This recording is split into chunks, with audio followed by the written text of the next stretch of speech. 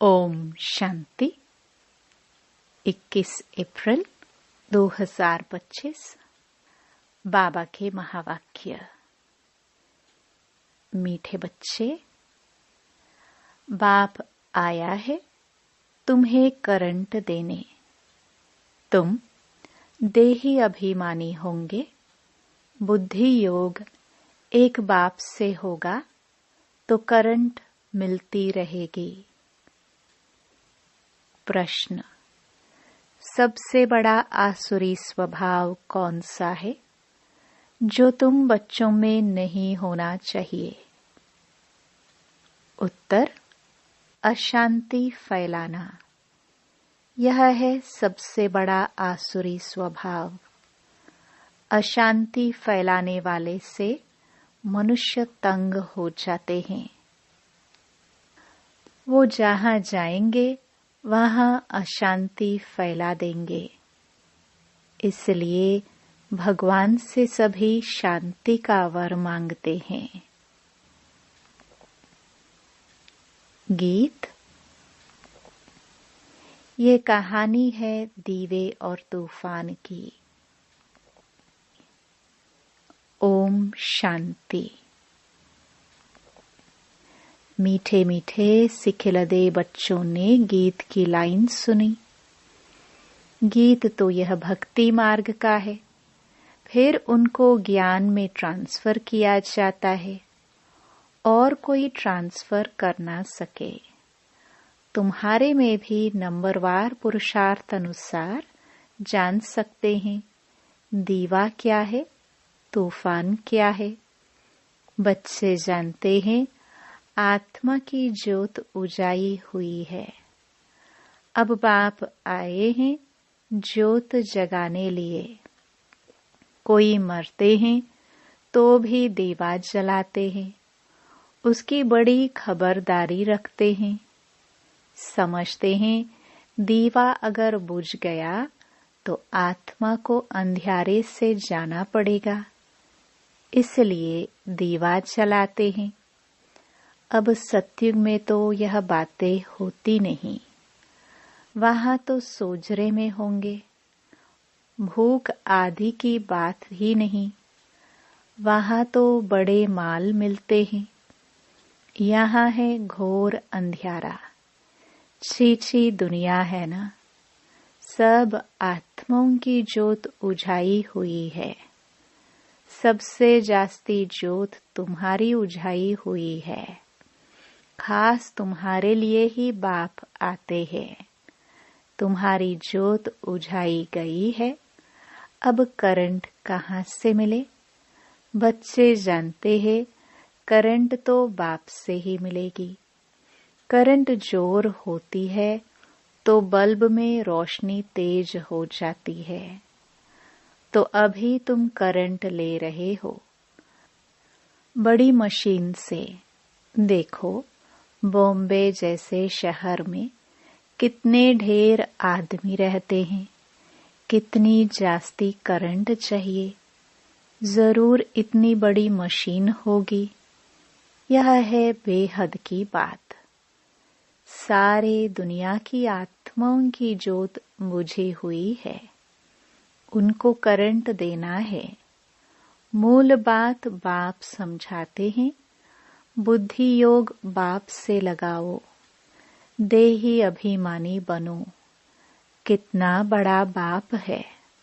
सारी दुनिया के पतित मनुष्यों को पावन करने वाला सुप्रीम बाप आया है सबकी ज्योत जगाने।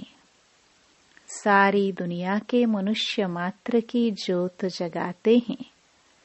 बाप कौन है, कैसे ज्योत जगाते हैं, यह तो कोई नहीं जानते। उनको ज्योति स्वरूप भी कहते हैं, फिर सर्वव्यापी भी कह देते हैं। ज्योति स्वरूप को बुलाते हैं क्योंकि ज्योति बुझ गई है। साक्षात्कार भी होता है अखंड ज्योति का। दिखलाते हैं। अर्जुन ने कहा, मैं तेज सहन नहीं कर सकता हूँ। बहुत करंट है। तो अब इन बातों को तुम बच्चे अभी समझते हो। सबको समझाना भी यह है कि तुम आत्मा हो। आत्माएं ऊपर से यहाँ आती हैं। पहले आत्मा पवित्र है, उनमें करंट है, सतो प्रधान है। गोल्डन एज में पवित्र आत्माएं हैं, फिर उनको अपवित्र भी बनना है। जब अपवित्र बनते हैं तब गॉड फादर को बुलाते हैं कि आकर लिबरेट करो, अर्थात दुख से मुक्त करो। लिबरेट करना और पावन बनाना दोनों का अर्थ अलग अलग है। जरूर कोई से पतित बने हैं तब कहते हैं बाबा आओ, आकर लिबरेट भी करो, पावन भी बनाओ। यहाँ से शांति धाम ले चलो, शांति का वर दो। अब बाप ने समझाया है, यहाँ शांत में तो रह नहीं सकते, शांति तो है ही शांति धाम में। सतयुग में एक धर्म एक राज्य है तो शांति रहती है, कोई हंगामा नहीं। यहाँ मनुष्य तंग होते हैं अशांति से। एक ही घर में कितना झगड़ा हो पड़ता है। समझो स्त्री पुरुष का झगड़ा है तो माँ बाप बच्चे भाई बहन आदि सब तंग हो पड़ते हैं। अशांति वाला मनुष्य जहाँ जाएगा अशांति ही फैलाएगा, क्योंकि आसुरी स्वभाव है ना। अभी तुम जानते हो सतयुग है सुखधाम, वहाँ सुख और शांति दोनों है। और वहाँ परम धाम में तो सिर्फ शांति है। उनको कहा जाता है स्वीट साइलेंस होम। मुक्ति धाम वालों को सिर्फ इतना ही समझाना होता है, तुमको मुक्ति चाहिए ना, तो बाप को याद करो। मुक्ति के बाद जीवन मुक्ति जरूर है। पहले जीवन मुक्त होते हैं, फिर जीवन बंध में आते हैं। आधा आधा है ना। सतो प्रधान से फिर सतो रजो तमो में जरूर आना है। पिछाड़ी में जो एक आधा जन्म लिए आते होंगे, वह क्या सुख दुख का अनुभव करते होंगे। तुम तो सारा अनुभव करते हो। तुम जानते हो इतने जन्म हम सुख में रहते हैं, फिर इतने जन्म दुख में होते हैं। फलाने फलाने धर्म नई दुनिया में आ नहीं सकते, उनका पाठ ही बाद में है। भल नया खंड है उनके लिए, जैसे कि वह नई दुनिया है। जैसे बौद्धि खंड क्रिश्चियन खंड नया हुआ ना, उनको भी सतो रजो तमो से पास करना है। झाड़ में भी ऐसे होता है ना, आहिस्ते आहिस्ते वृद्धि होती जाती है। पहले जो निकले वह नीचे ही रहते हैं। देखा है ना, नए नए पत्ते कैसे निकलते हैं। छोटे छोटे हरे पत्ते निकलते रहते हैं, फिर बोर फूल निकलता है।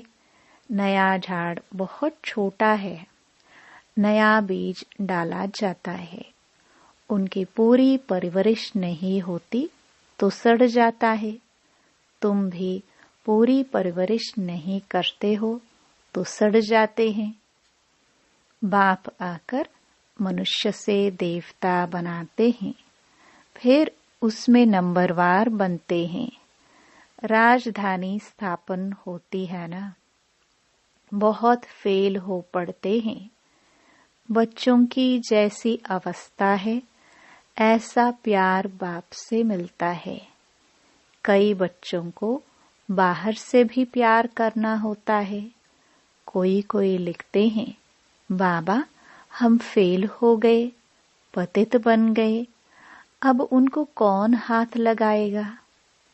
वह बाप की दिल पर चढ़ नहीं सकते। पवित्र को ही बाबा वर्षा दे सकते हैं।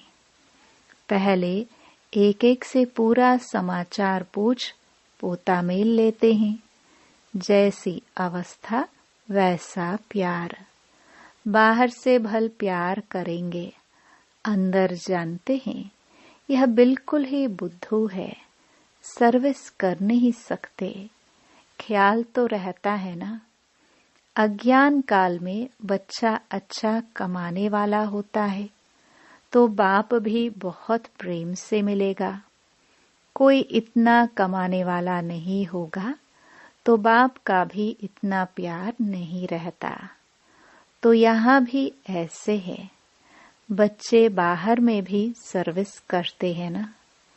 भल कोई भी धर्म वाला हो, उनको समझाना चाहिए।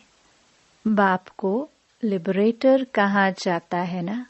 लिबरेटर और गाइड कौन है, उनका परिचय देना है।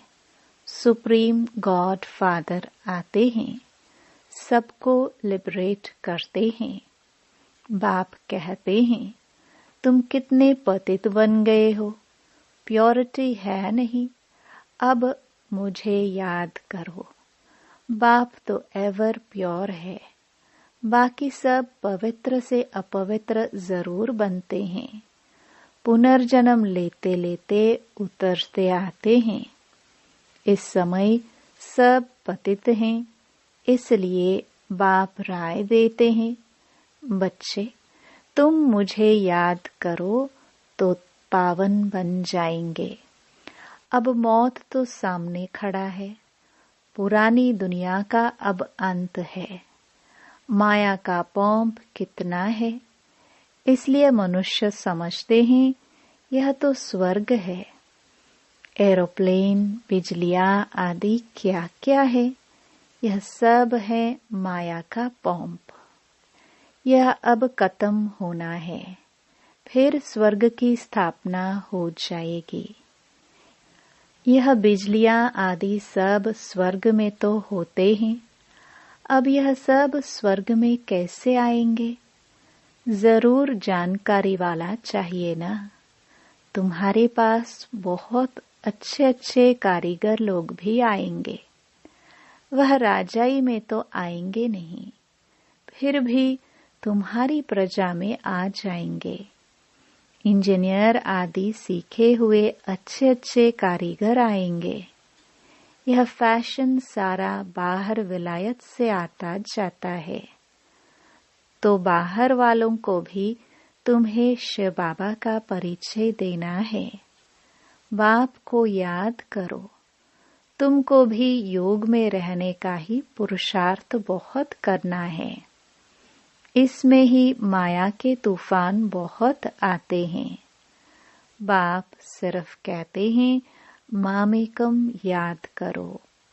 यह तो अच्छी बात है ना। क्राइस्ट भी उनकी रचना है।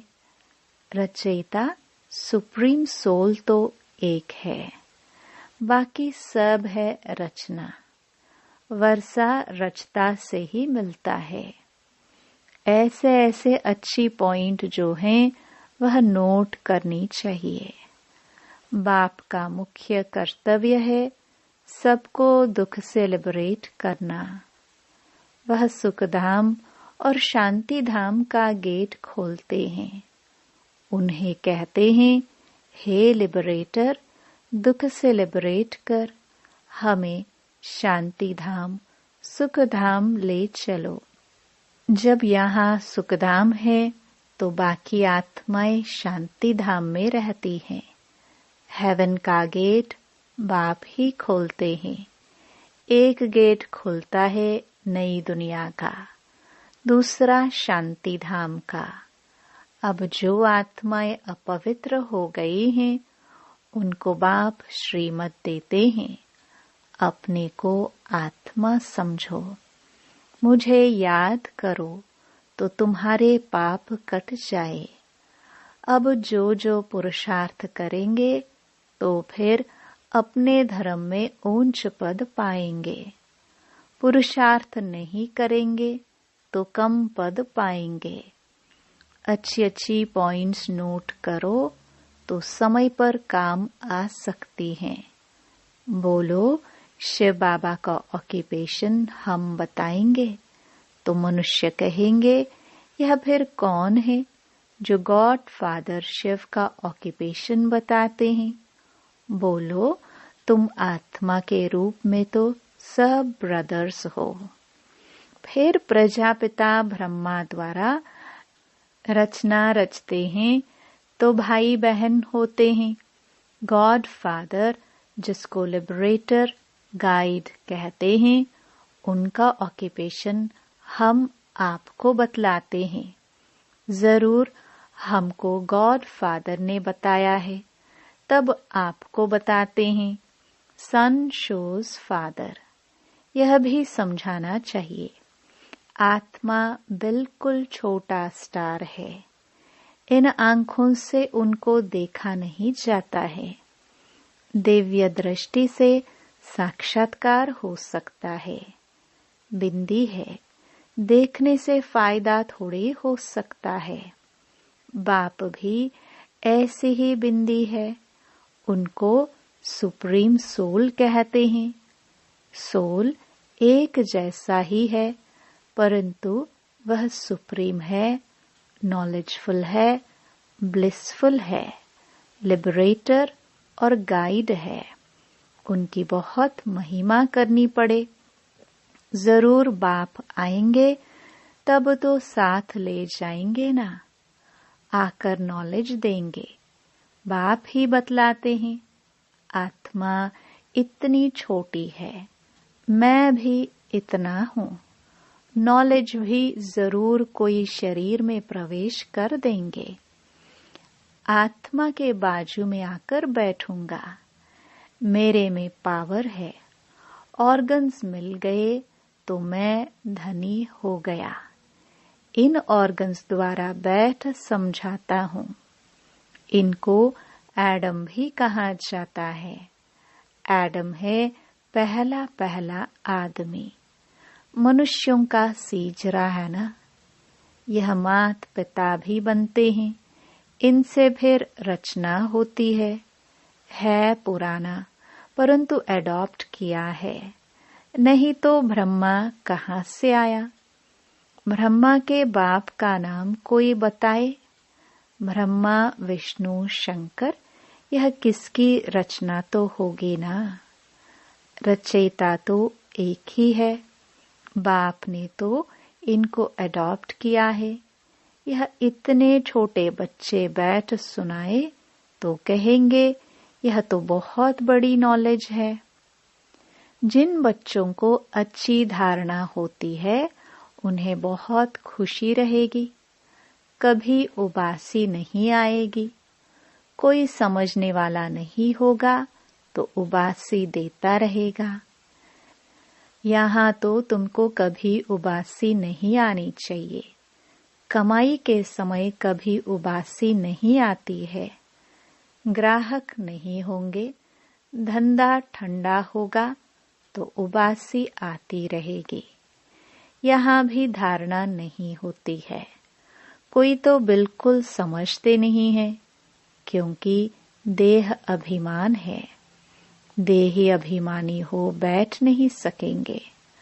कोई न कोई बाहर की बातें याद आ जाएंगी। पॉइंट्स आदि भी नोट नहीं कर सकेंगे।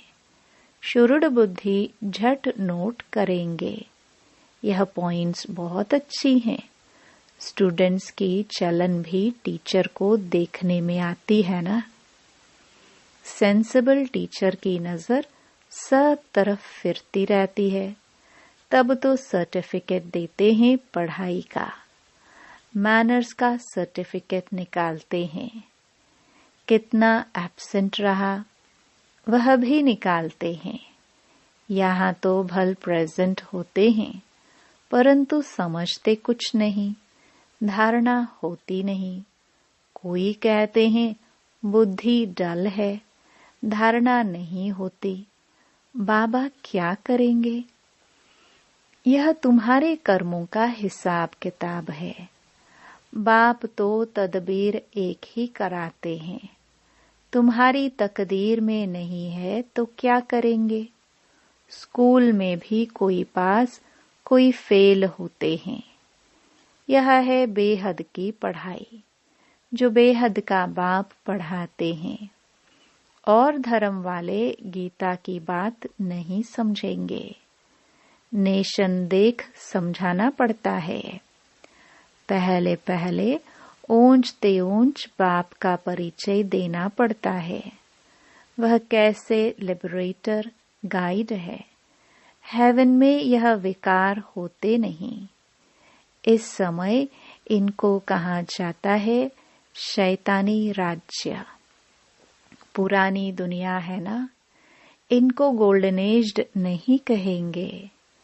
नई दुनिया थी, अब पुरानी हुई है।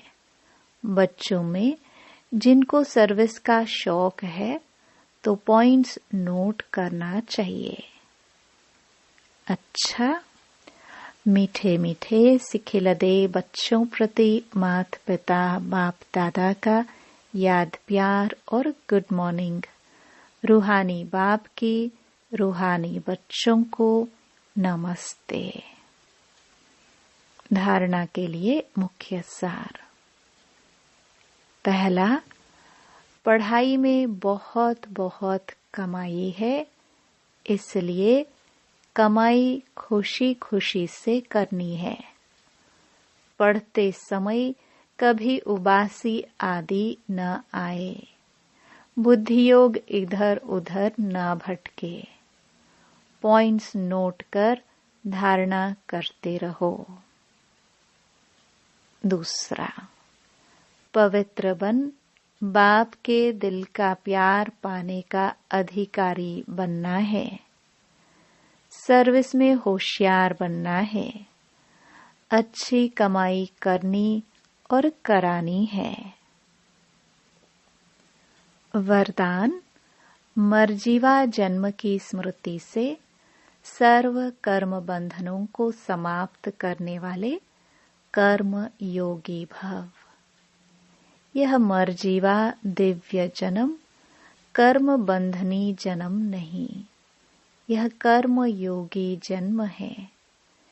इस अलौकिक दिव्य जन्म में ब्राह्मण आत्मा स्वतंत्र है, न कि परतंत्र। यह देह लोन में मिली हुई है। सारे विश्व की सेवा के लिए पुराने शरीरों में बाप शक्ति भरकर चला रहे हैं। जिम्मेवारी बाप की है, न कि आपकी। बाप ने डायरेक्शन दिया है कि कर्म करो, आप स्वतंत्र हो। चलाने वाला चला रहा है। इसी विशेष धारणा से कर्म बंधनों को समाप्त कर कर्म योगी बनो। स्लोगन, समय की समीपता का फाउंडेशन है बेहद की वैराग्य वृत्ति। अव्यक्त इशारे, कंबाइंड रूप की स्मृति से सदा विजयी बनो। जितना जितना याद में रहेंगे उतना अनुभव करेंगे कि मैं अकेला नहीं, लेकिन बाप दादा सदा साथ है। कोई भी समस्या सामने आए तो यही स्मृति में रहे कि मैं कंबाइंड हूँ, तो घबराएंगे नहीं। कंबाइंड रूप की स्मृति से कोई भी मुश्किल कार्य सहज हो जाएगा। अपने सब बोझ बाप के ऊपर रख स्वयं हल्के हो जाओ तो सदा अपने को खुश नसीब अनुभव करेंगे और फरिश्ते के समान नाचते रहेंगे। ओम शांति।